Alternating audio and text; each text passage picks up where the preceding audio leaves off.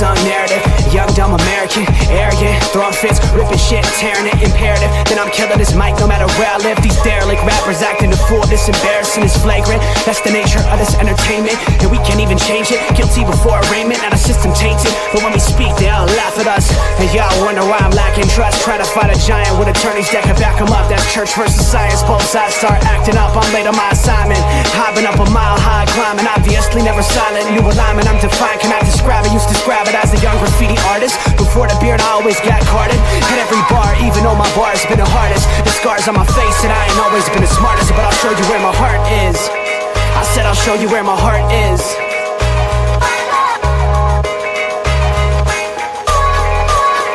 I can show you where my heart's at. See it on my sleeve, even if the beat stops my soul. Ladies and gentlemen, it's Tuesday. Hanging with the fellas, little sports nonsense and whiskey. Pinky, Robert, how are we doing this fine weekday, sirs? Oh, awesome, my man. It's good now that we're on the podcast. Yeah, it's good now. I like that. I like that, gents. Lot to talk about, lot to cover. This time of year, people start thinking, oh, it's slowed down. Football's over. No. There's a crazy amount of sports happening right now. There's a lot of sports stories and things and conversing that take place. But before we start jumping into all of these topics, and then obviously our nonsense at the end, because Robert has a surprise hot topic apparently that we're going to go down the rabbit hole on, which should be fun as always. Pinky returned from a bit of a adventure that I think we should discuss ever so slightly, good sir. Where might have you been, pray tell? I mean, not everybody goes on vacation to Green Bay, Wisconsin, but this guy does. What are you talking about? It's the most hot topic, like most traveled destination like of America. What do you mean? Night one of the draft, I think the final tally number I heard was something like 170,000, and the population of Green Bay is like 103. I saw 205. 205. All right, so it more than doubled, if that's the case, or right around doubled.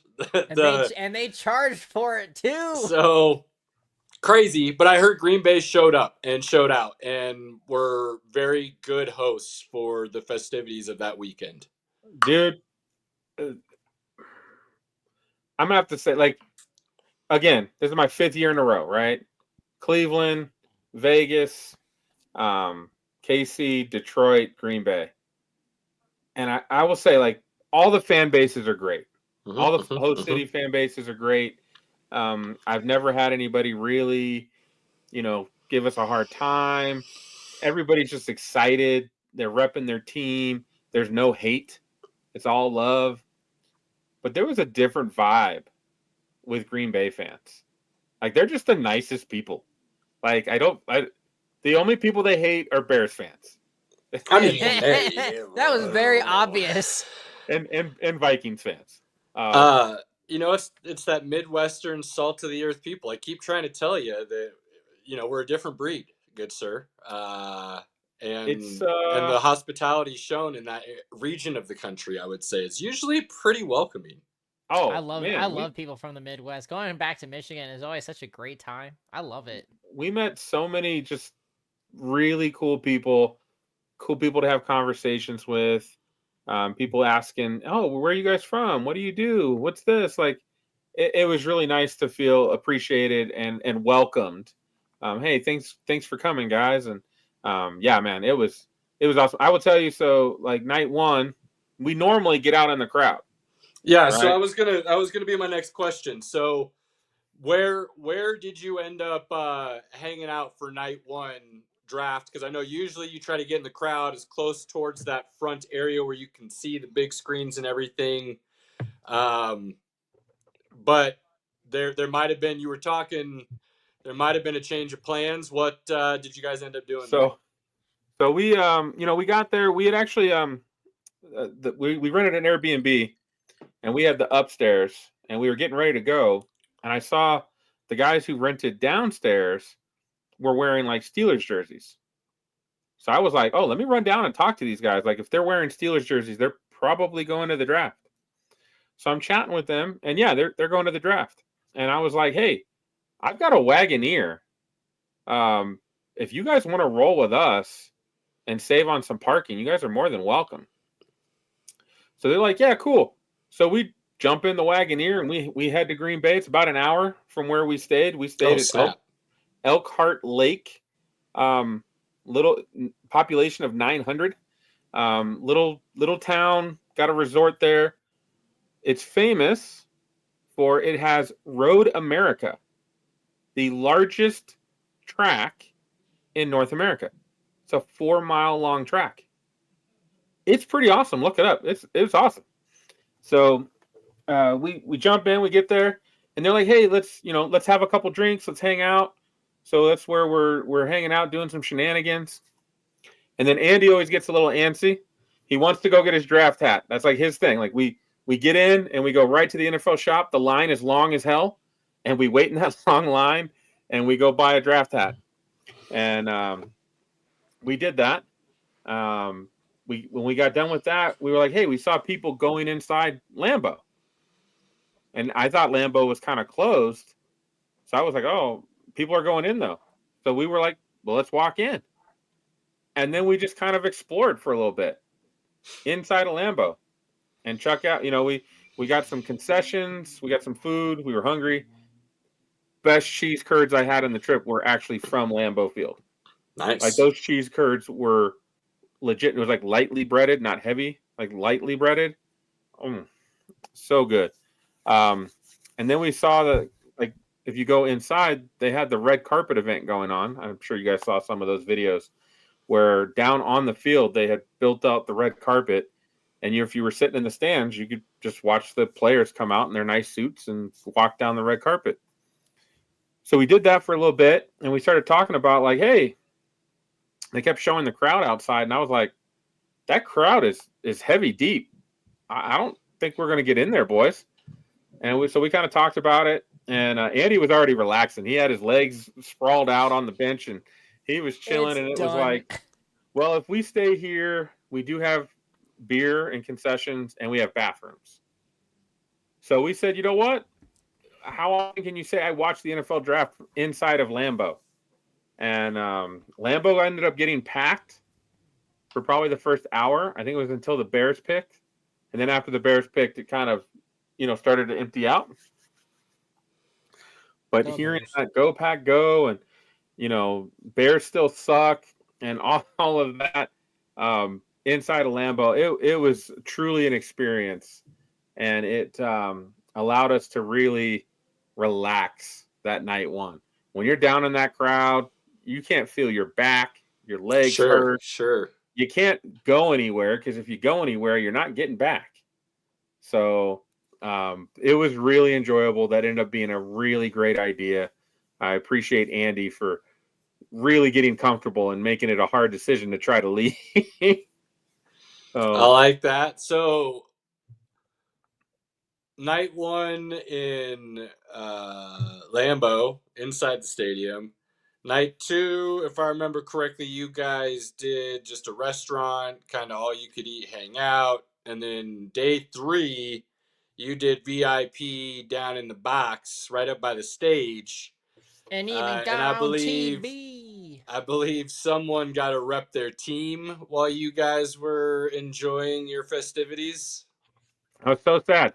I went to the bathroom, and as I'm coming back, I hear Shedeur Sanders get drafted, and I'm walking back to my seat, and ESPN camera is right on Junior. Guess who's supposed to be sitting right next to Junior? This guy. Wasn't your time to shine, buddy. Wasn't it Dad's was not time to shine. It was Son's time, who's an actual Browns fan. You know what I mean? It was his time to shine. It was a very proud Papa moment. I love to have him get on TV, smile, get excited. It was awesome. I love that. I loved every minute of it. He can confirm this for us firsthand, but I had a theory, and from what I saw, I believe the theory to be true, but he'll have to confirm. They always hold the camera on that fan just long enough to make him feel weird. And then they cut. Like, you could get a 3-second, fan being super excited, maybe 5. But they always push it to, 11. and they keep staring right at you, so So you have to still do something. So I watched the ESPN, and then I watched the NFL Network. On the ESPN, there happened to be 3 Browns fans within a couple rows of each other, and the ESPN edit got the first 2 Browns fans on there, and their clips are probably 3 to 4 seconds, actually pretty quick. And then I looked at the NFL Network one, and I was like, oh, and there's Caleb, and sure enough, it's like 10 seconds Yeah. of him just like this, and like he's like, he doesn't, and he doesn't get like overly like like he's not I like know, me, right? like I'm excitable and I would have gone crazy, and he was just like, yeah, let's go, and That was good. That was but yeah, good. it made it a little awkward for him, which was fun. We'll remember that forever. It was It's great. on the internet forever. It's on the internet. So let me ask you this then. Best fan reaction of the weekend that you can remember, and worst fan reaction of the weekend that you can remember. I mean it's Matthew Golden, round 1, man, in Lambeau, and Mark Murphy says, and for the first time since 2002, the crowd just like as soon as they heard 2002, they erupted, like, and they were all about it. And then to see him come out, and they had a special, like a special area that was kind of elevated that they didn't have anything on, that any of their draft picks that were there would go out there. Mm-hmm. And they would go out in the crowd. And Matthew Golden got to do it. And then later on day 3, they drafted a guy that actually was in Green Bay and walked out, got to walk down the thing, got to put on his hat, came out on the crowd, got an interview, and then he went out there as well. So that was a really big pop for that experience as well. But yeah, Matthew Golden, it's Green Bay, right? So all the fans, and then they haven't seen a wide receiver drafted. I had multiple Green Bay fans ask me, "Oh, who do you think Green Bay will take?" And I was like, "Well, they're not taking a wide receiver because they just don't do it in the first round. Not gonna happen." And then especially not this draft, like. And then it happens, and you're like, "Oh, okay, I guess I was wrong." So that was definitely the biggest one. Trying to think, like, I think everybody in the first round really did a pretty good job of drafting. Colston Loveland to the Bears had Bears fans confused for a second, and then for the rest of the night, Green Bay fans just trolling them. You grabbed the tight end, but you grabbed the second best one. Oh, no. Yeah. Which I had a couple conversations. I was like, well, that's kind of debatable. You could say Tyler Warren's more of the playmaker. He's maybe more of the, Kelsey-ish kind of guy versus Loveland, who can be more of a Gronk type guy, or Kittle guy who can block, who can run routes. So I was like, it's pick your your poison, pick your drink of choice, whatever you want to call it. I don't think there was a huge gap from those guys, but Green Bay fans were loving giving the Bears shit about, oh, you took the second best tight end when you could have gotten the first one. So, that's awesome. That's awesome. I like good. that. What was your favorite part of the weekend outside of the proud dad moment, Junior, and everything? Because you've always got something different that happened during the weekend that always sticks out to you, whether it was a first round or, sitting in the box or getting a helmet signed, whatever it might have been. What was this year's top of the mountain? I've got two. Okay. The first one is my annual Scott Hansen selfie. Saw that. Love it. Yep. I got to give Scott Hansen won't hear this, but I've got to give him a shout out. He, so I went up to the stage. He was getting ready to leave, and I was like, "Hey, Scott, can I get a selfie?" And he was like, "Sure." Well, I'm down on the floor, and he's up on an elevated stage, so it looks really weird. You can just kind of see my head a little bit, but you can see him. So it's all cool. Well, I kid you not, I started a trend. From that moment, every person that was near the first couple rows of VIP came down to get selfies. They had him sign their autograph, their helmets. They had him sign hats. He was there for probably 30 minutes because I stopped him. And I felt bad, like, oh, I did that. But then also I was like, how cool. He's sitting there smiling. He's signing everything. He's talking to everybody. There was a group that came down that he took a big selfie with the group. Like, he just seems like a super cool dude that you could hang out and talk ball with, and he'd be a fun dude to hang with. So I was excited. That's, one thing I get excited about. I've interacted with Scott 4 out of 5 years that I've gone. I didn't get anything from him in Kansas City, but the other years I have. The second thing, which was on day one, and I posted the video of it, having a wrestling match kind of break out in the middle of hanging out at the draft was hilarious. We loved every second of it. It was amazing. So that guy that gets stunned is an Eagles fan, and he is a tried and true Eagle. When you think of Eagles fans, that's who you're thinking of. He was trolling anybody, Giants, Cowboys. He didn't really care about the Commanders, but he was giving the Giants and Cowboys fans hell. And he had a sign that actually said New York Giants. And again, New York Giants. And he would walk around saying, "Thank you for your sacrifice, Giants. We appreciate you," because of Saquon Barkley. And then for Cowboys fans, he would talk shit about like how he wasn't even alive the last time they won a Super Bowl, and he would talk about when we were going down and watching everybody paying $100 for parking. He was yelling at the people at their houses saying, "Hey, you get any Cowboys fans, you charge them triple." Like, and this is on the whole walk down to the draft. And so we get there, we're hanging out. He bought me a beer. We're relaxing, and this guy comes over, and he's in a Falcons outfit, and he's got a wrestling title belt that he spray painted ATL on.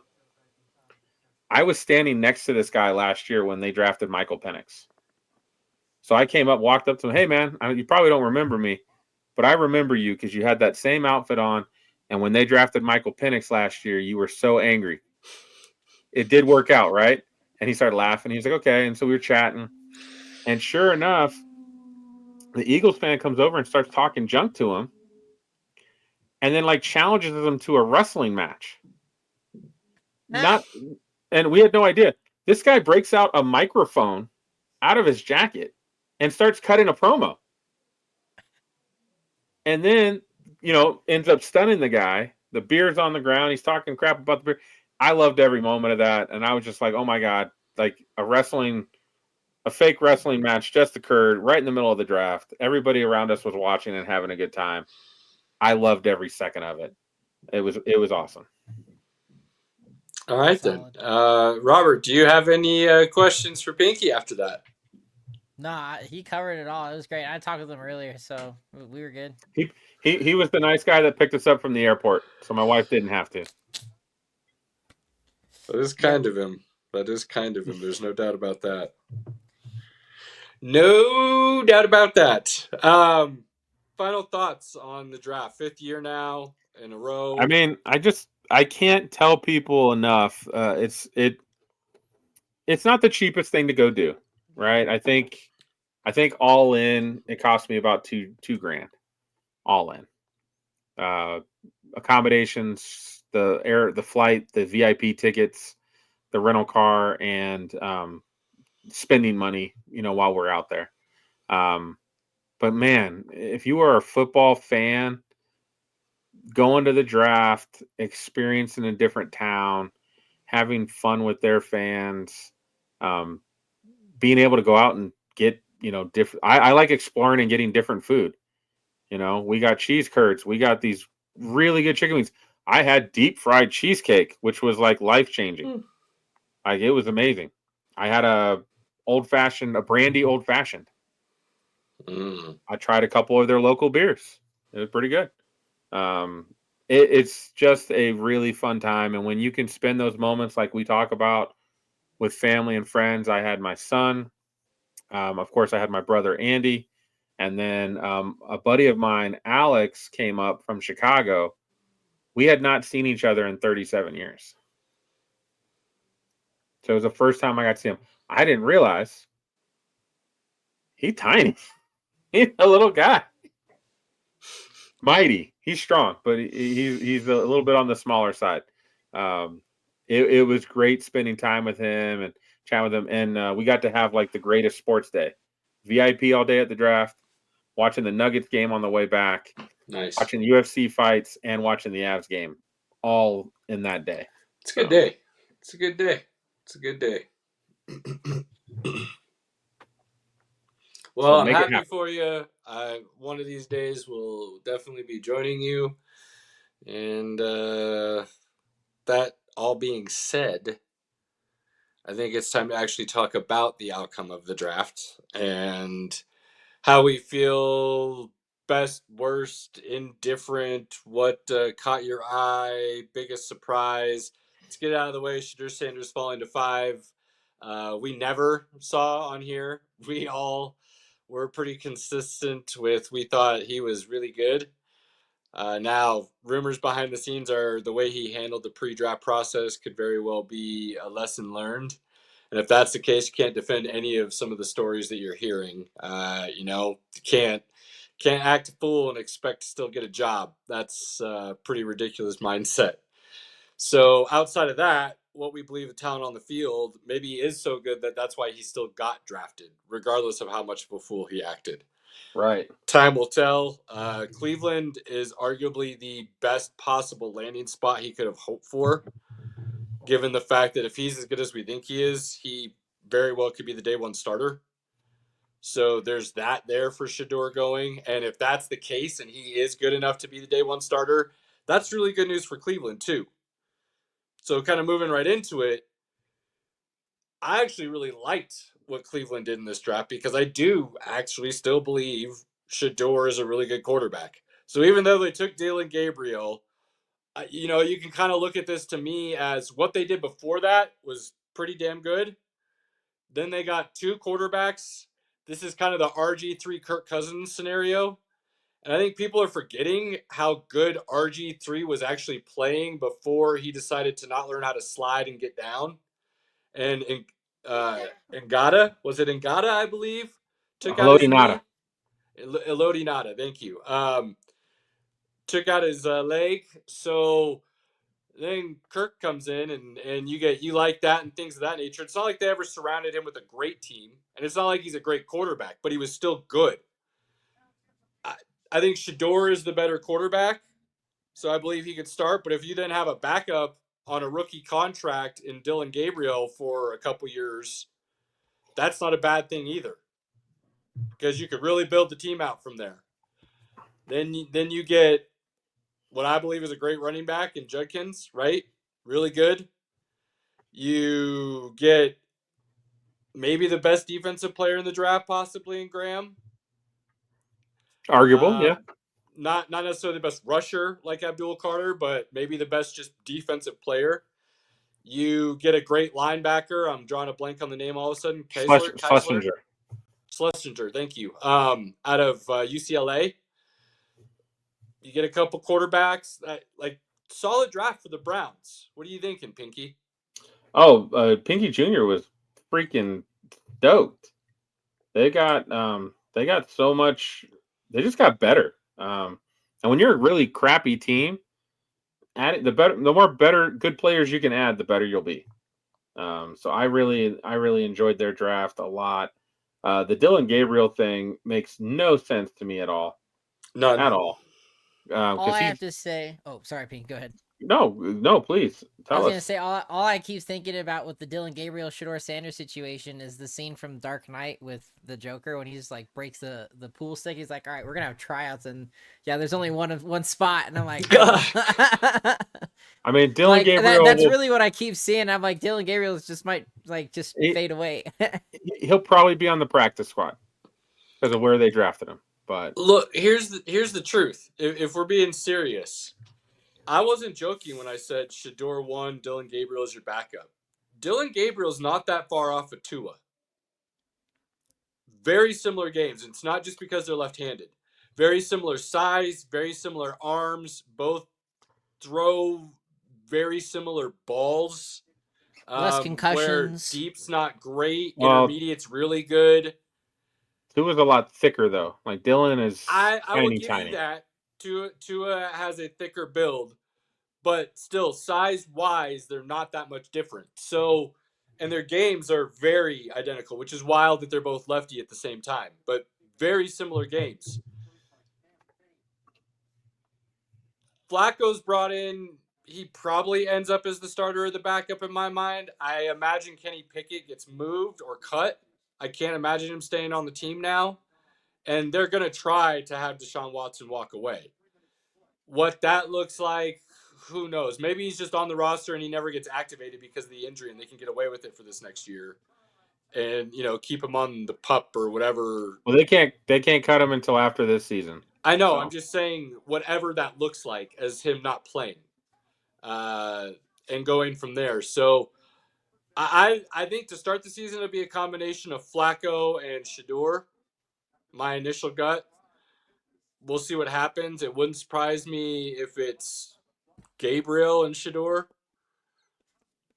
but we'll see. The other one I really like that they did, and I had talked this guy up before the draft, is Harold Fannin Jr., that they got at tight end as well. I believe they got him in the third. Crazy talented. Undersized for a tight end. Almost an Isaiah Likely build. That athletic possibly in that tight end slot, split out wide, catching the ball kind of thing. He could be a dangerous weapon. So it's not like they didn't get any weapons on the offense. They got a running back. They got a tight end. They still have Njoku. They still have Judy, who played actually fairly well when he was getting some balls actually thrown to him and he was getting to run some routes. So Cleveland might not look as bad as people think next year, especially with what they did on the defensive end or the defensive side with adding Graham, still having Myles Garrett, and so on and so forth. I'd be shocked if they don't have 2 top 10 picks next year. Well, getting the Jags to trade with them was wild. So moving into the Jags, making that deal, I think Cleveland got the better end of that. That made no sense for the Jags. Time will tell. It can if look. What are you talking about? T-Law, baby, MVP 2025. It's not even that. It's not even that. If Travis Hunter is as good as we believe he is, because we all think he can play both ways and is really good, if he can really do that at the NFL and play at a really good, like Pinky says, the Hall of Really Good, not necessarily the Hall of Fame. If he can play at the Hall of Really Good level on both sides of the football for a career, that's worthy of that trade. Because really, that takes care of next year's pick as well. If you really want a big brain kind of think about this, you get a wide receiver this year, you get a cornerback next year. You take a cornerback this year, you get a wide receiver next year. That is and should be the thought process and mentality when you move up to take that guy. So you should be hoping he's going to play both sides of the ball and fill 2 positions for you for the next decade. Otherwise, the trade doesn't make any sense, like you were saying, Pinky. But the way it does make sense is if he truly is a generational talent that can do both sides of the ball at a high level. At that point, then, I think the trade is break even. Both teams get really good because you still get Mason Graham and whatever they get next year. And I think Mason Graham's going to be a really good defensive tackle in this league for a long time, right? So that's how I see it working out for both teams. And if we think Hunter's that good, I think it works out for both teams. I don't know. I could not. Travis Hunter, I think, is really good. And I think he can be really good at both positions. But I don't feel like he's going to move the needle enough for me to give up all the picks I gave up. That is where this comes into play, though. Given what the Jags needed, Pinky, and where they're at, is adding a wide receiver and a cornerback in one guy, but giving up what you gave up to do it, was that the most valuable way to spend those assets? No, because I think that he's a luxury item, and their team's not good enough to have that luxury item at the moment. Right. Like, I mean, most people believe they already have a true one wide receiver, right? Yeah, Brian Thomas is amazing. Really good. You've got a couple guys in the backfield who you can at least use for the next year or two if you had to.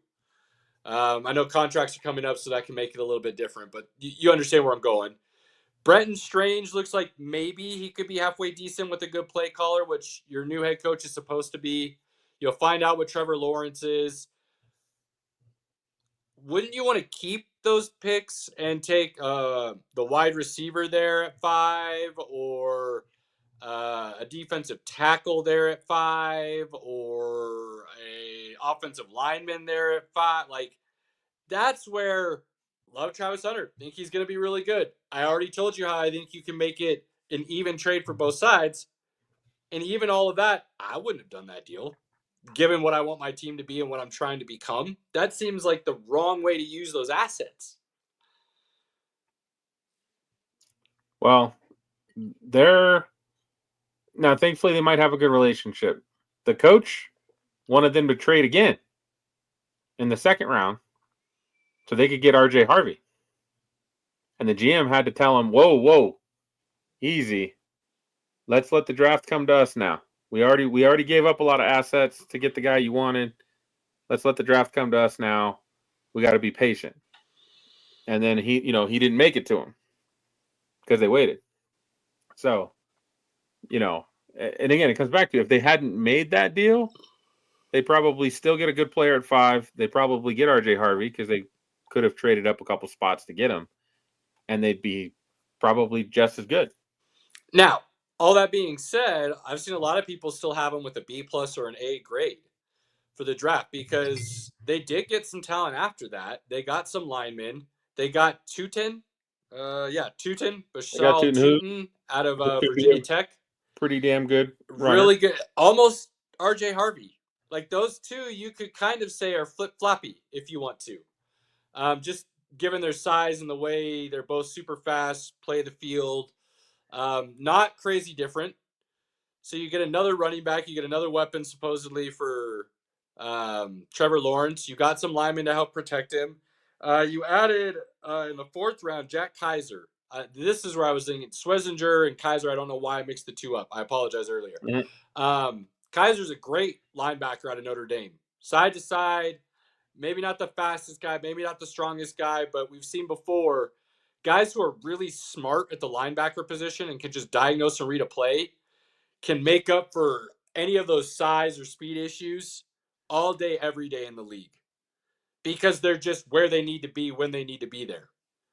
And it's just that characteristic at the inside linebacker position is far more valuable than the measurables at the combine, in my opinion. And Kaiser looks like one of those dudes. So they get some more defensive help, which hopefully will help all that capital they've spent on the defensive side the last couple of years. They did not have a bad draft, in all honesty. And if Hunter's going to play and he's a really good wide receiver, he is another weapon opposite Brian Thomas for Trevor Lawrence. Like, there's a lot of ways this can go really, really good for the Jags still. So when we say it doesn't make sense to do what they did in our minds, I still don't hate what they did. I want to make that clear. Not what I would do, but as I looked at the way they finished everything out, I'm not upset with their draft at all. I think it's a really good draft still. But Travis Hunter has to hit. Has to hit. Or this is going to hurt for a while. And it very well could be the end of Trevor Lawrence, too. Well said, sir. Well said. Who else did you like what they did, Pinky? I thought a lot of teams did really well. That's what was kind of tough about this. I was looking through. I was like, I don't really hate anybody's draft. I did like the Houston Texans grabbing Higgins and Noel from Iowa State. 2 guys that already know how to play together, right? Okay. I like that. They also got a offensive lineman, which they need. They were able to grab a couple more players as well. Nothing flashy, but I thought that was fun. Everybody seem to do pretty well. The Raiders draft looked pretty good. Chargers draft looked Let's pretty talk good. about the Raiders for a second. What you got to say? Yeah, what do you guys say? Well, you brought them up. It was looking pretty good. Start there. What had you thinking you like what they did? I mean, obviously Ashton Genty, like start there, like duh. I mean, Ashton Genty obviously is a playmaker.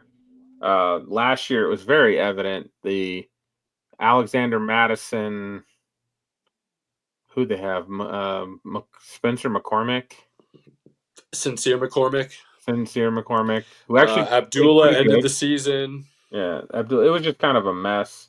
So getting Genty is a gigantic, upgrade from last year, big time.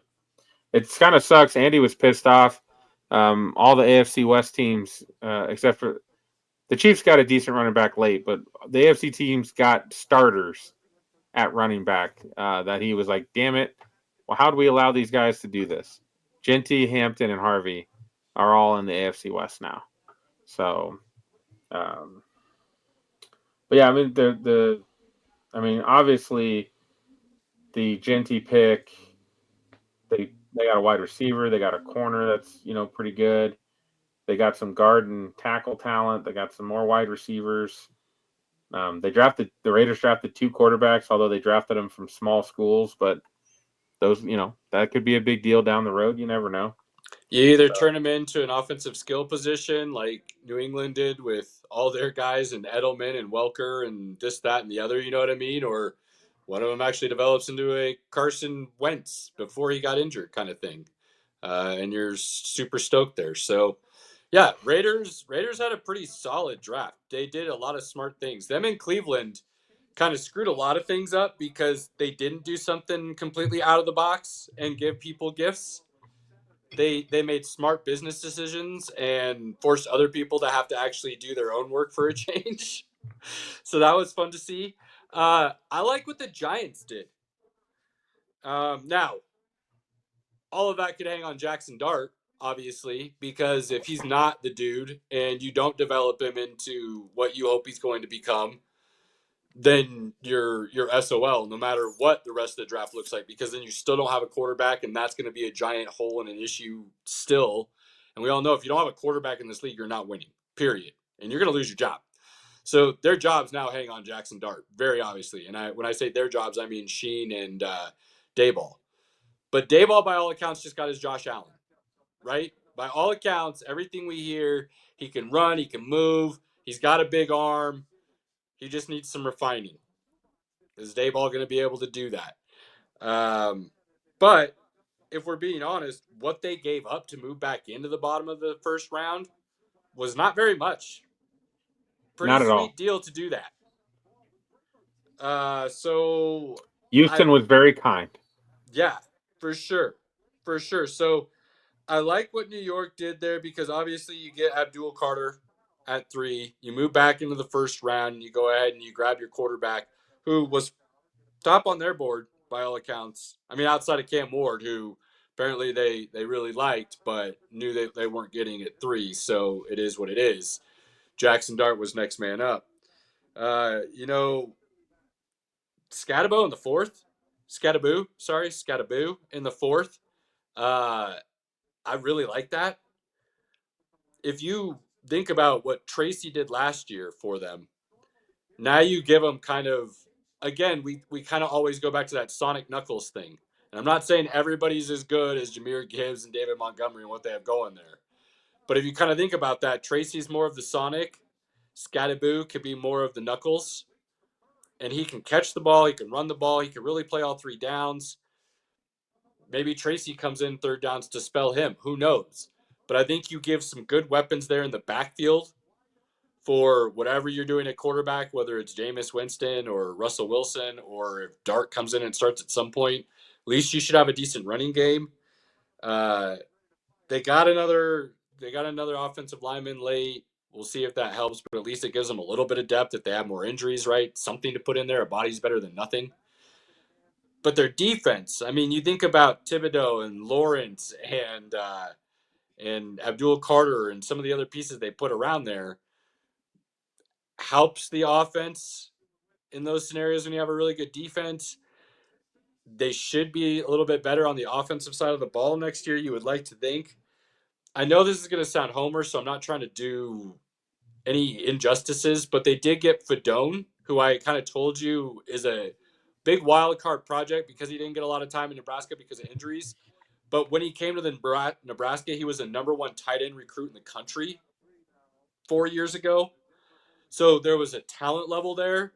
They drafted him was the 7th, I think. Yeah, the 7th round, which is just a flyer, right, Pinky? We all know, like, if you think a guy could be super talented, all his injuries are behind him now. All of a sudden, you get a crazy Hey, good possible pass catching tight end in the I'm, 7th round. Cool. in the 7th round, you take a flyer on guys who could be a star, and if they're not, then what does it matter? Right. Broncos did the same thing. They drafted a guy who only played 57 snaps. Exactly. But So you take a flyer there on some dude who, from what I saw in Nebraska when he played, actually showed some really great flashes. But again, there's not a lot of tape there. Can he even stay healthy enough to even make through the spring, let alone, training camp? If he can, does he make the roster? I don't know. But if he does, it means he was good enough as another weapon. So then you got another weapon in this draft. That's where I'm going with all of this. So, all in all, I like what New York actually did in this draft, all things considered. I love Chicago. Their first 3 picks were all about helping Caleb Williams. I enjoyed. I think the Chargers draft was pretty good. A couple picks to help out Justin Herbert.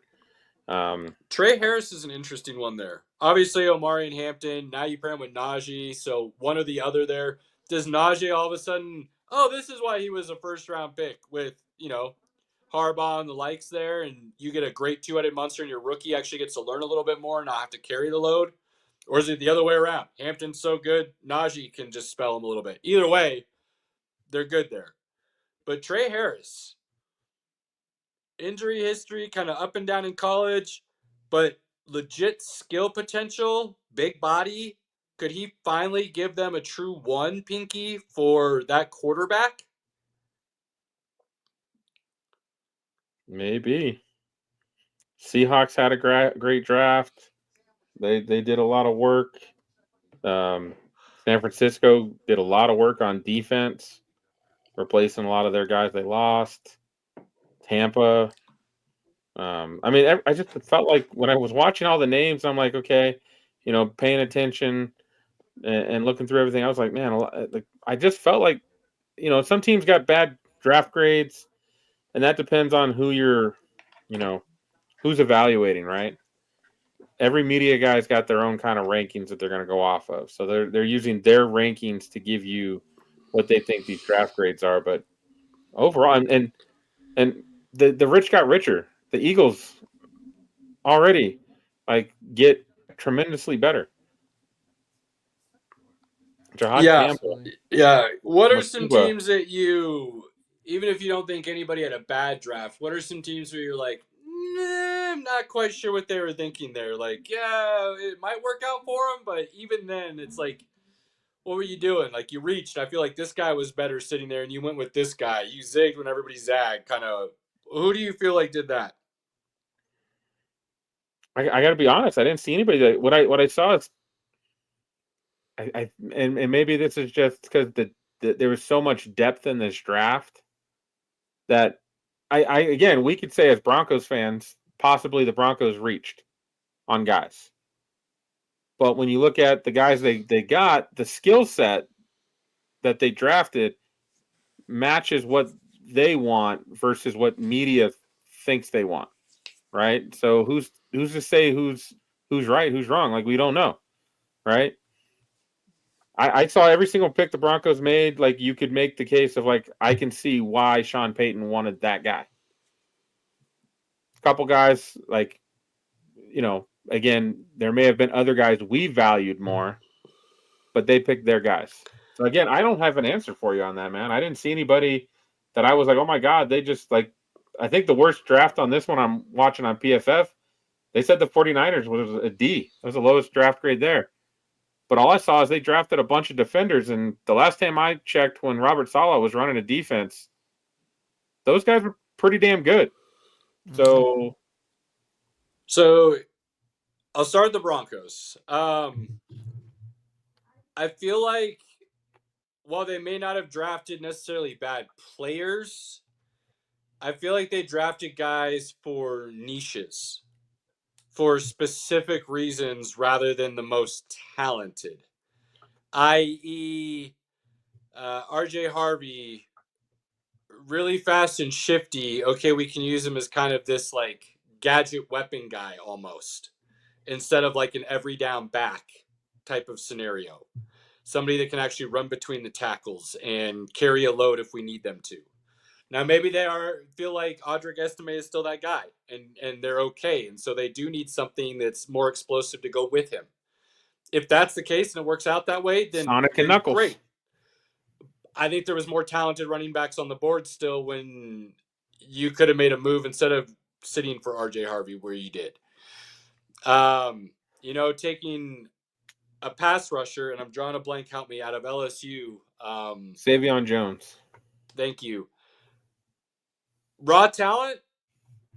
Okay, I see what you're talking about here, but it is still kind of like raw talent. Maybe there were other ways you could have helped the defense going, maybe a defensive tackle instead of a pass rusher. Well, so and that one comes down to connections, right? I'm just saying, like their D-line coach coached them. I know, and their strength and conditioning coach coached them.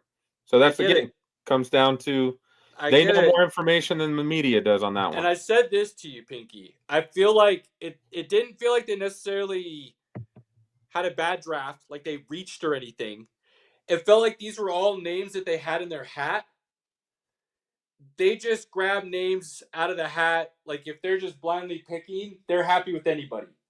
I feel like they just kind of pick guys that maybe weren't necessarily at the top of the board in our eyes, and obviously they were for them. But that's just kind of the sense I got. The way the draft felt to me in the end was they got their guys. It just wasn't necessarily maybe the exact guys they wanted. But it was still the list of guys that they were happy with. So the positions they got worked out. It's not like they overloaded on one position when they didn't need to or anything like that. Bryant is another example where, there's Sean Payton saying that guy reminds him of Michael Thomas. Okay, cool. Bo Nix could be, Drew Brees. Accurate, very intermediate, short route kind of stuff. Well, that's what Michael Thomas was really good at. Bodying up, great hands, possession receiver, wasn't necessarily going to beat you over the top by any means. Cool then. If that works out that way, great. Then you got another weapon in your scheme and your stuff. If he's not that talented, if he can't body people and always catch the ball, then not necessarily a great pick. So they got their guys cool. To be determined is kind of how this draft feels for the Broncos. So if they got 3 starters out of this draft, would you say that was pretty good? That was successful? Yes. With the caveat that the 3 starters might not necessarily have been in the best positions of where it would have helped them the most. Like, I feel like they could have gotten 3 starters in other positions that would have helped them more. So while they might get 3 starters, good, are those 3 starters the best use of those assets? That's kind of what I look at. I didn't feel like it was, but I also wasn't like upset per se. Their first round pick, like you got a cornerback who could play safety if you want him to. Awesome. Was that the biggest need in your team in the first round? I didn't feel like it was, but again, if you do, then it's not a bad pick. The dude's really talented. I think they drafted a top 10 player at 20. I think they feel pretty good about that. I don't think he's a top 10 player, but if you have him there on your draft board, okay. A lot of people had him as a top 10 player. He didn't go anywhere close to that in any of our mock drafts, so don't act like you thought he was a top 10 player. Well, that's because most teams didn't need corner over other positions. So I'm just saying. So we'll see. Now, San Francisco is one that is intriguing because they spent a lot of capital on the defensive side of the ball. And you're right, Robert Saleh defense, usually pretty good, especially in San Francisco. That's how he got a head coaching job. is that the best place for them to spend the money if they're going to have to pay their quarterback? Like, I think Brock Purdy's pretty good. I don't know. I think he's good enough to carry a team without any weapons. And right now, by all accounts, CMC feels like his old self. If that's the case, you got a great weapon in the backfield. Kittle, one of the best tight ends in the game when he's on the field, but he's been known to have some injury issues and on and off. The O-line, a little shaky last year. You could use some help there. You do have another running back in Garendo who was a rookie last year when he needed fill and looked really good still. Most guys do in a Shanahan running scheme, but he still looked good. So you got him and McCaffrey now. Juwan Jennings looked pretty good last year, actually. I wouldn't call him a 1. Debo's not there anymore. Ayuk's coming off a major injury. I don't know. Usually guys off of those injuries are not themselves first year back. It's usually year 2 and after that they feel better and look better. So you don't add an offensive weapon there to help the quarterback that you're about to have to pay. You can't just rely on defense, especially if it's a bunch of rookies filling in on all your spots, if that's what you're hoping for. I don't hate the talent they got, and adding the way they did on the defensive side of the ball is great. They pretty much reloaded if everybody hits. But again, is that the best use of the draft capital to help you moving forward to go that one-sided heavy, given the question marks on the other side of the ball that you have? I'm not so sure. All right, final thoughts on the draft because we need to move on. I know, because you haven't talked in like 20 minutes, so it's definitely time. Yeah. When to get you back involved. It's all been heavy draft stuff. I'm like, all right, this is over my head. We got other sports. The draft, though. I did watch the draft, but we're not talking about the draft anymore. We're moving on. That's the final thought. We're not talking about it no more. Let's move on. All right, cool. NBA. Caleb. NBA playoffs are fun. I just every year people kind of want to poo-poo them, it seems like, and a lot of that has to do with the 1-8 matchups, maybe even the 2-7s. I'm not going to necessarily disagree with that, but the playing games have been fun the last 2 years for the most part, and then the meat and potatoes, those middle seeds, and then the second round and forward is usually really damn good. And this year we're getting some really good matchups. Just I don't know what other things to say other than you want some good basketball, we're getting it. And I truly believe that. So out east, look, New York, Detroit. Let's go Detroit. Good series. Detroit just won tonight, brought it to 3-2. We're heading back to Detroit for game 6. All these games have been relatively close. I said Detroit could give New York some problems if New York isn't going to be on their game. And New York isn't necessarily one of the top teams because I told you against the top 3 in the East, I think they were 0-9 or something. I can't remember exactly what that number was off the top of my head now. They weren't good. So they were gettable. They had some vulnerabilities that they had to make sure they took care of. And Kate Cunningham and that young team in Detroit with Bickerstaff and that grittiness that they're bringing, it was good. It was good and legit. And you're seeing that now in this series. Even though they're younger, because of the style of ball they're playing, they're not backing down from the experience and the runs and the big shots and the energy that New York and the Garden and Brunson and everybody comes with. So that's been a whole lot of fun to watch. I still think New York gets the series, but I love that Detroit's making it a series. It's been awesome. The scorecard's not going to show it, but quick shout out to Orlando. They do things right a couple more times. They've got some young pieces there with Wagner and Banchero, and Pinky and I already talked about this, that they could be dangerous in the next year or two out east. They really could. The up-and-coming new Cavs, if you will. And Banchero's really good. Wagner's pretty damn good. So you build the right things around there, and they could be dangerous. Right there with Cleveland, Boston. Detroit, the way they're playing, you could get some talent out east again that actually makes it a lot more fun overall in the playoffs for the East. So just shout out Orlando. Celtics are still going to win in 5, it looks like. Yeah, they're up 79-62 right now. Game 5. We said Boston would give one. It's kind of their gift to everybody. They do it. It's how they get their rest during the playoffs, if you will. So Boston will move on really quick. Cleveland, Houston last game, I think lost by like 50, or Miami lost by like 50, I think. They were ready to go fishing, go to the beach, go to the Bahamas, whatever you want to call it. Yeah. Cancun, here we come. 1, 2, 3. So that 4-0, easy win for the Cleveland Cavs. They move on. They wait for Indiana because Indiana won in 5, smoked the Bucks. Dame going down hurt him big, but I talked about this 2 years ago from the moment that trade happened. Milwaukee went the wrong way if they were going to try to get back to the finals. They didn't do any favors trying to build around Giannis. So many issues with that trade. I'm not going to go into it now. Failed experiment because Dame's out at least next year too. If Giannis doesn't leave Milwaukee, I'll be amazed. They're in a bad spot, Milwaukee, right now. Congrats to Indiana for moving on. I like some of the pieces they have. I don't think they're great. Halliburton's good, not great, I think. Miles Turner, pretty solid, not great.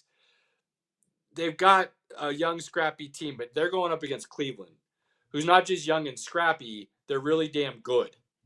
They've had some decent games against Cleveland this year. I'm not saying they haven't, but this is now playoffs. Cleveland is on a mission, especially after last year and what happened. I won't be surprised if the Pacers win a game or 2. I'd be surprised if they get 2. I would be surprised if they got 2.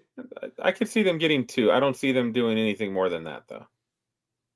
Okay, fair. We'll see what happens there.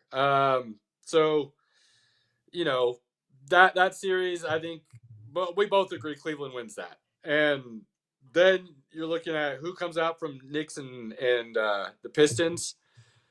But Boston's going to get some rest. Cleveland's jumping right into a series. So if they can finish it off quicker, sooner the better, because that means Boston is just going to be playing more. That, if Cleveland wants a little bit of a rest, that's going to be good for Cleveland. So we'll see what happens. But Cleveland and Boston definitely look like they're in the finals still. Nobody's really going to touch that based on what we're seeing right now. The West, though. Let me tell you about the West a little bit, okay? OKC gave up a game. And then John Morant went down. And then never mind. They didn't give up any games, and they boat race, roll over Memphis. Just smoked them. The whole series just destroyed.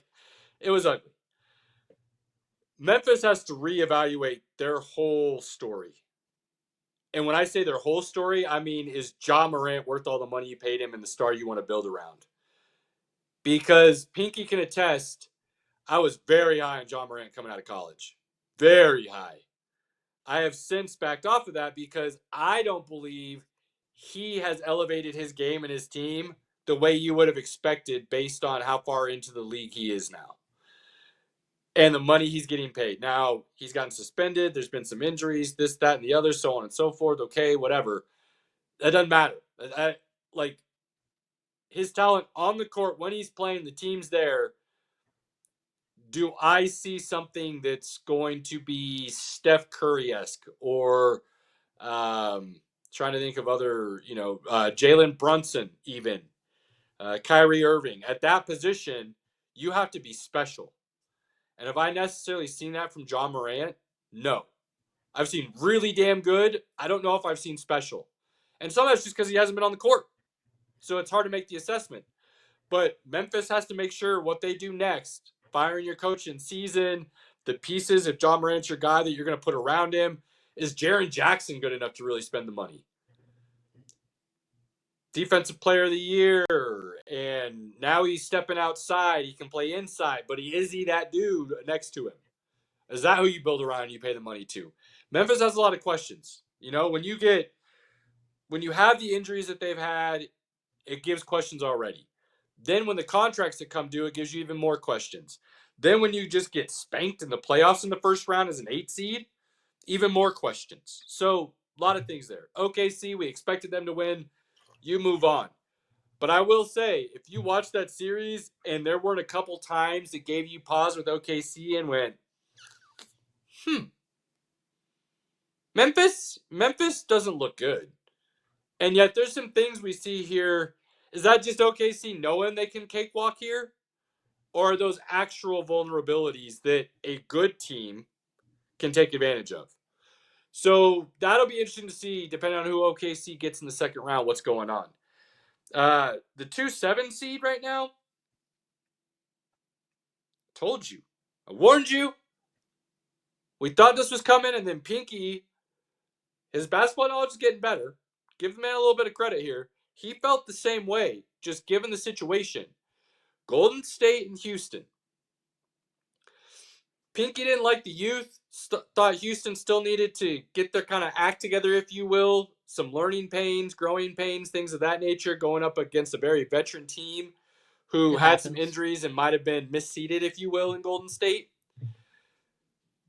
I said not only that, but pay attention to the fact that Houston doesn't have a dude. They don't have that guy. And you're about to play a team that has not only that guy, but that other guy. They have two dudes. And if that hasn't played evident in this series by now, I don't know what else to tell you. Steph's carried for games. Jimmy carried him last night. Steph was off. And they are now up. Okay? Not just up. They're going to Houston, back to Houston, for Game 5 with a 3-1 lead. They can close out next game in Houston in the first round as the 7 seed against Houston and 2 seed. So can Houston get it done at home? I don't think they can. The way things are going right now, I don't think Houston can, and I think that is because they have to rely on a hot hand, not somebody who can just guarantee take over a game when it's needed. And that's a big deal, especially in the NBA playoffs, which is evident by the next series, which is LA and Minnesota. And Ant Edwards is the dude. And not only is he the dude, he's the dude who wants the smoke. They just don't have anybody that can guard him at all. No, they do not. Minnesota's up 3-1. We're going back to Minnesota. Okay? Which, that's what's really crazy about the West. Some of these teams you might think are the higher seed are actually the lower seed. And it's putting them in great positions as we move forward. So, you know, and I think I said Golden State and Houston are going back to Houston. They're going back to Golden State. Either way, you get the idea. Lower seeds, you get that Game 5 at home. It looks a lot better on the resume when you get – or no, you get – I'm sorry. I had it right. What am I doing? I'm confusing myself. Minnesota, they're going back to L.A., not Minnesota. Houston is going back to Houston. The higher seed gets the home for Game 5 because then they get home for Game 7. Ridiculous. Never mind. I'm confusing myself. Anyways, Minnesota is just burning the Lakers. And it's not as much as what you think it is. Oh, Luke hasn't played great. LeBron hasn't played great. Ant's been killing everybody. Honestly, what it is, and yes, all those things are true, Minnesota's depth compared to the Lakers' depth right now is just making everything evident of what we had talked about when Luka was traded to the Lakers. And we said, it's probably going to be good, but they got to put some different pieces around it to make it what they need to in order for it to be successful. And then they kind of went on some nice runs in the regular season and got a higher seed than a lot of people thought they would. And everything looked kind of a little bit better, right? Winning cures all. Well, now Minnesota's kind of making those vulnerabilities look like they're vulnerabilities again. LA and JJ Redick, if I remember correctly, played as starters the entire second half. There were no subs.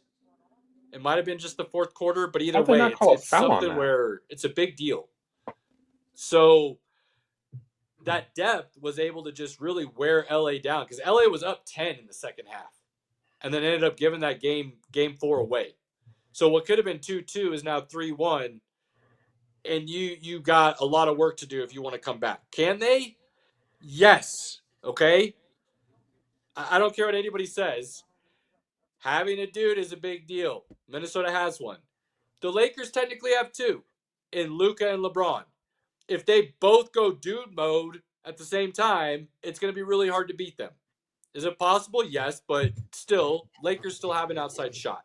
But right now it looks like Minnesota, which means you've got Minnesota as the 6th seed against Golden State as the 7th seed in round 2. Which, that Jimmy going back to Minnesota after the stories that happened back there and he got out from, and just, storylines galore. That could be a crazy good series. You want to talk about dogs going at each other? Yeah, that'll be fun. Last series on right now, Game 5 in Game 5 in Denver. Denver and the Clippers. This has been a back and forth series. First 2 games, I've said I believe the team should have been flip-flopping the winners. Game 3, LA came out and boat raced Denver. Denver looked like they were just tired. They kind of gave up and kind of moved on to the next game. It's a series. We're good. Game 4 looked like Denver was about to blow LA out. And then they started coasting again, which is a terrible habit of Denver, especially when they have big leads in the second half. They've been notorious for almost Jokic's whole career. And a lot of that, again, has to do with depth issues. They let LA back in and had to have a miracle dunk lay in that may not have actually been good, but was counted good on the court. And thank God that's how it was counted good on the court, because then you had to have indisputable evidence to overturn it the other way. It was good. I've seen some couple serious slow-mo. I saw no angles from anyone that showed that ball not out of his hands at point 1. That's fine. I have. And my basketball analyst said the important thing is the ball was out of his hands at point 1. Otherwise, it would have been no good. So, who's your basketball analyst? Greg. He's actually an analyst. He writes. He has his own website. I trust him more than anybody else we chat with.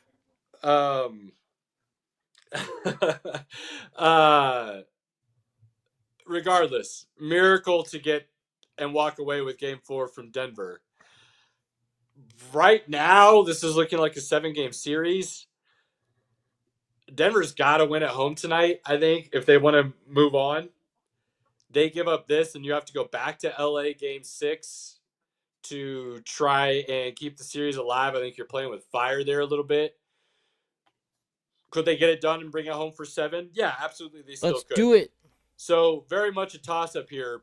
But either way, whoever wins this series gets OKC. And I know this sounds blasphemous. I don't care. I've kind of already called Denver moving on to the Western Conference Finals in my analysis.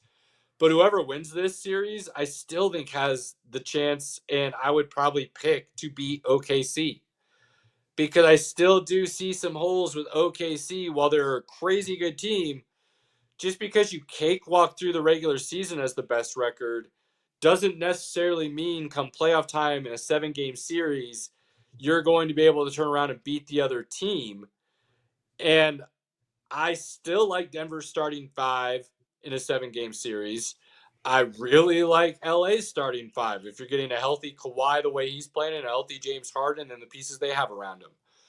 So it's going to be really interesting to see who comes out of this. I still like Denver. So you look at Denver OKC in the next round. I still like Denver, Minnesota in the Western Conference Finals. But what the West is doing right now, as far as their matchups compared to the East, man, the West is putting on a show and showing you why it truly is what many people believe the better conference. Because you're getting some battles out West, and teams are showing you why there's some seeding issues and winning records getting low seeds compared to the East, where that talent level isn't quite on the same tier, if you will. Should be fun. The next round for both the East and the West should be really fun. Great matchups to watch. Yeah. I don't know about that, to be honest with you, in the East, because I don't think Indiana and Cleveland is actually going to be a fun series. Maybe I'm wrong, and maybe it's, even if Cleveland sweeps them, it's 4 really close games. So even if it's a sweep, it's still a fun series. I don't see that, but maybe. Boston and whoever they play, do you really think New York or Detroit is going to give Boston a good series? I think New York can give them a good series. We'll see. We'll see. All right, so that takes us to hockey, right? I've been Probably watching not. hockey, so I mean, Edmonton, Cardiac Kids. Boy, the way they're playing the Kings right now, that's been some fun games. Avs in Dallas looks like it should be the Western Conference Finals and arguably, possibly, maybe the Stanley Cup Finals based on Vegas and their odds. That has been fireworks first round. Florida, Tampa, that's been interesting. Battle of the Floridas. Again, Washington, and I'm drawing a blank who Washington's playing now, but Ovechkin and the boys looking to get some work done and keep their really entertaining and amazing storylines for the season going. Hockey, baby. It's so much fun to watch, especially playoffs. So if you get a chance, pay attention. all right. That work, guys? You good? Cool. Well, nonsense then. Right? I guess. Yeah. Is there any other You're up, sports Robert. Sweet. So You first saved things up first. all your energy for right Dude, now. I did. Who watched that Predator Badlands trailer and really watched it? I know probably none of you. You're all lame. No. So first off, it's gonna cross over with the Alien Corporation, Weyland Yutani, so that's gonna introduce a lot of storyline stuff. So I'm excited for that. This is a main focus on the Predator for the first time, so that'll also be an interesting take because we have not had that. So a lot of good stuff there. Pinky, we're gonna go see that in IMAX, so better be ready. That's gonna be a movie to see. Yeah, IMAX is lame. IMAX is great. I don't really like You IMAX. shut your mouth. IMAX is awesome. Man, did you need a nap today and you didn't take one? What? You have been Eeyore Pinky this evening. I don't That's really what I'm care for saying. IMAX. Like the screens, I don't like it. So He's lame. I don't get all talking the NFL draft. You were just kind of like, yeah, they were all right, and they were fine. They were not. Dude, when you're in there and you don't have the chance to, literally break down every single fucking pick, it's hard to be like, hey, these guys did shitty. I'm not doing that. So I feel like maybe you would have just kind of, done some homework on the plane flight. And fuck that, man. I was tired, bro. He was just done. No, we're going to talk about it. Just throwing out a wild idea. You try drinking for 3 days straight and see how you do. I don't want to hear it. Just say it. Your old ass is at home every day with the kids. You don't know what it's really like out there in the streets these days. No, and if we're being honest, being out in the streets would be a goddamn vacation. He's not wrong. And when you have a good vacation, you need a vacation from your vacation. So. Oh, Peaky. All right, Robert. Anyway, back on track. Sinners, go see that movie. It is phenomenal. So many great themes. That looks pretty awesome. Great actors. The story's phenomenal. I mean, there's no denying it. There's a lot of similarities from Dusk Till Dawn. I mean, of course. I mean, even Ryan Coogler says that's one of his main inspirations. But it's a phenomenal movie. I've seen it. I actually went to see it twice. I enjoyed it that much. So it's great. It's one of the many reasons you go to the movies for this reason. It's very immersive. It's a very complete story, start to finish. There's no reason for a sequel of any kind. It is a complete story. So I can't recommend it enough. I can't wait for the two of you to eventually get the opportunity to see it so we can talk about it. And then I had to do it. This is 20th anniversary of episode 3. So I went to go see that in the big screen again. So that was exciting. 20 years later, a lot of great memories. Just nothing really changed. The core fandom really changed their tune on that prequel situation. Yes, it is a big redemption arc for sure. I always liked 2 and 3. I just didn't think 1 was that good. I thought 1 was I liked all of them. 1 gave us the pod races, that whole scene. And gave Darth us Darth Maul. Hey, don't worry, I'm getting there, Robert. I got you, baby. Yeah, and that's cool until they kill him. So He's not dead. Sorry, he's not dead. They people didn't want to kill shit him. on the Jar Jar Binks thing, and that's fine if you want to. Jar Jar's but, great. Jar Yeah, Jar is I weird loved all and of them when they racist. first came out. And it's funny because I've had people go, well, you talk about how you love the prequels and you're going to shit on the sequels. And I'm like, yeah. The sequels suck. There's a lack of a complete story. So, yeah, like that's a problem. Too many cooks in the kitchen. Yeah, at least the prequels had a complete story. So 3 in theaters, 20-year, big full theater. That last fight scene packed. still hit hard. Oh, it was great, and I was in the D-box seat, so it was all over the place. It was wonderful. It was one of the best experiences I've had in a movie. Nice. Yep, highly recommend. So that was exciting. All right, so this is the last topic. This is a big thing on the internet right now. Do all your research, just type it in, and you'll see it pop up with a bunch of different articles. So, gentlemen, who would win? 1 gorilla or 100 men? Caleb, I know you've seen this online. Dude, this was on Get Up this morning. It's so popular. So good. Look, you say gorilla to me, I say immediately in my mind silverback. That's just what comes to mind. I am a big gorilla fan. I will not go into the stories, but I have a gorilla riding a tractor tattoo on my body. That's more than I needed to know about you, Caleb, but okay. That's fine. I say all that to say this. I don't see any scenario where man beats gorilla. If you're talking about that gorilla knows it's in a fight, every man that runs up to that gorilla is getting destroyed on another level. Biting, scratching, breaking, pounding. No, I don't see any scenario where that goes well for those 100 men. I only see one. And it's like Avengers Endgame. Like I only see one. Okay. And that's like if you can literally get the biggest dog pile you can ever get on top of it to restrain it just enough to inflict the damage you need to inflict on that. Because if you're going if it's one-on-one, one at a time. Well, yeah, no way. One beast 100 times is easy question. No, 100 all at once. But Pinky, see, here's my thought, and I've thought about that. You're correct, but the only way for that to work is to find 100. I can't remember his real name now. The Mountain. I'm drawing a blank on his real name. Thor.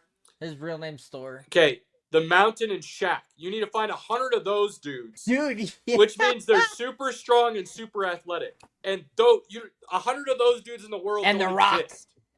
There's 2 of them that I know of. That's it. 2 of them. So you get 2 of them, and then you got to fill in the blanks everywhere else. It doesn't look good. It doesn't like. I heard somebody say, "We'll get like a bunch of Warren Sapps." That doesn't do you any good because they're not big enough and fast enough and strong enough to move the same way as the gorilla, like a Shaq or the Mountain can. So then they're just free meat at that point. Like you don't want free meat anywhere in this fight, and that's what you're going to end up having a lot of.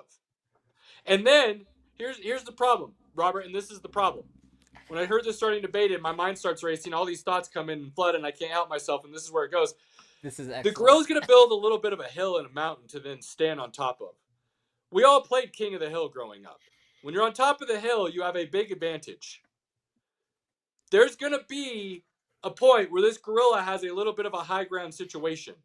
And then that makes everything even worse for everybody, okay? Oh, I mean, don't get me wrong, Caleb. I am absolutely picking a gorilla. Like, there's no way 100 men are going to fight off a gorilla, period. It's just not happening. No way. Is it? And especially if the gorilla, silverback alone, but if it's feral and is ready to fight, it's going to kill right on impact. Like, there's no question. Pinky, what have you have to say? I mean, there's just, again, like I said, there's just one way to beat it. And you'd have to literally get everybody working together to get enough people to restrain it. Oh, somebody or tribute for sure. In Pinky's scenario, you draw the short straw. I don't care what you do. Somebody's tribute. And there. Oh, yeah. How many tributes do you think you need in your scenario, Pinky, before it actually can start Got to play 100 out? guys.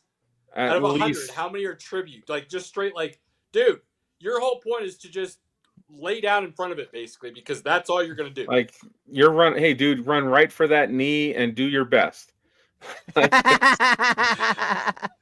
Like, you got to use at least 50 Good dudes luck. of tribute for that to even become a possibility, I would think. Like, ugh, Absolutely. dude. Absolutely. Oh my God, this is awful. These refs suck.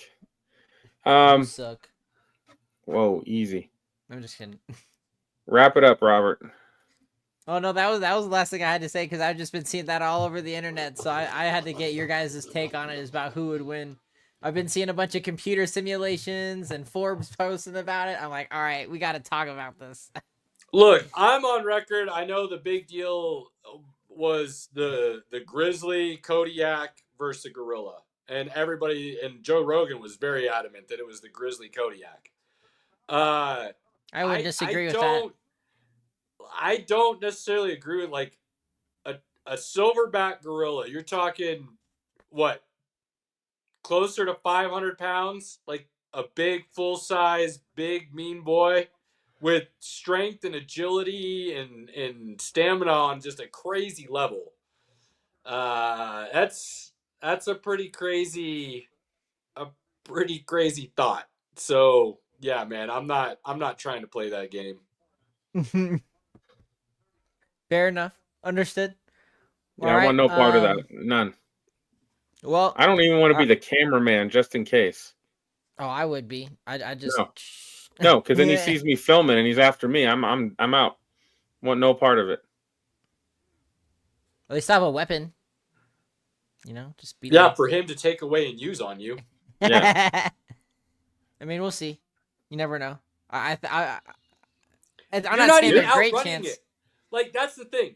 Robert, you're scrappy, but you ain't that scrappy, bro. Like I'd be that gorilla's bitch in 30 seconds. There ain't no question. Like a bear, as stupid as it sounds, and you'd be wrong, but at least a bear, you could think like maybe I can bob and weave between trees enough to like maybe out agility it. You're not doing that with a gorilla. You're not. Like if you're like, well, this fight's over, we're not winning, I'm gonna try to retreat. It's gonna look at you and be like, no, you're not. Come on back. Let me go ahead and grab you and drag you back to the middle of this. Like, no, sir, no, thank you. Amazing. Take out some dude's pack of smokes out of its pocket when it's all done and light up Heck sit down and just enjoy its victory. Smoke them if you got them. Well, final thoughts. We finally get F1 in the States, baby. Miami, which Max Verstappen currently leads in leading laps overall, and it's a significant lead just on the Miami track itself. So that's super cool. Wondering what they're all going to do. I believe the qualifiers start in, or at least the practice runs start in a few days, and qualifiers, I believe, are on Friday. So looking forward to that. Going to be a great weekend for other sports. Again, we just recapped while the NFL is quote unquote in hibernation for the next little bit. There's still some things happening, but all good stuff. Pinky, Caleb, what you guys got? Man, I got nothing, man. I'm so out of it. We can tell you're sucked into the Nuggets game. It's I am sucked into the Nuggets game. We've noticed. It's fine. It's a bad thing. Stephanie Vakir is coming up to the main roster on WWE, and I'm all in on it. Ooh, sounds like something we need to watch on her Devil's Kiss. Friday. Her Devil's Kiss move is awesome. Watch it and thank me later. That's all I'm saying, guys. Watch it and thank me later. Cody knows what I'm talking about. Cody will know what you're talking about. You are not wrong there, good sir. You are not wrong there.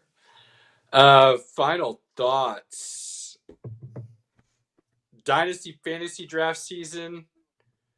Hot and steamy right now. Love it. Love it. Get your picks in, ladies and gentlemen. Hopefully it goes your way. This season truly is one of the best sports seasons because of the NFL news, the free agency, and the draft all coming to an end now. And you're finally getting a little bit of a break there, but big crescendo for the NFL. moving right into the NBA playoffs, which, some people may think they're long, but if you love basketball, and we're getting a lot of good basketball right now, it's brilliant because you get it for the next couple months.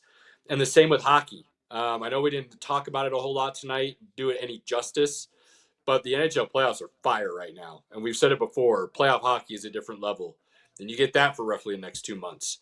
So there's a lot of good things. If you love baseball, I know we don't really talk about it. There are some great storylines. Shout out and sorry we don't really have time for that. Let's go Rockies! No, just kidding. No. Hey, breaking news.